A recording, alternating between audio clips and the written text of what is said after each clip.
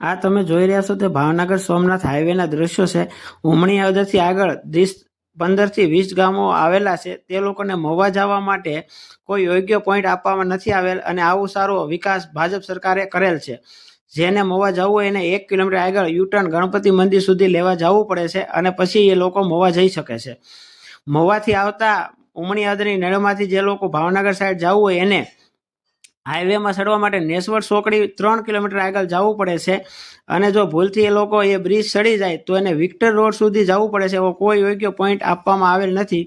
આવું સારું બુદ્ધિનું પ્રદર્શન કરેલું છે ભાજપ સરકારમાં। અને જે લોકો મહુવા આવે છે અને મહુવા માર્કેટિંગ યાર્ડ હોય તો એને વેચાણ કરવા માટે ડુંગળી મગફળી એવા લોકો આવે છે વેચાણ કરવા, ખેડૂતો એને આવી રીતે જીવના જોખમે રોડ ક્રોસ કરી અને જવા માટે મજબૂર કરેલ છે અને 10 થી 15 લોકોના જીવ પણ ગયેલા છે।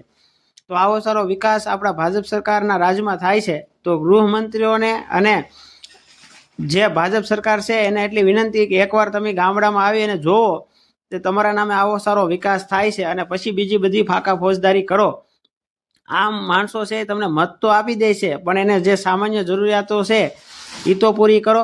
જે ઉમણી હદથી 20 ગામો છે, જે 25 થી 30 કિલોમીટર રોડ છે, તે બધા લોકો અત્યારે હાલ પરેશાન છે।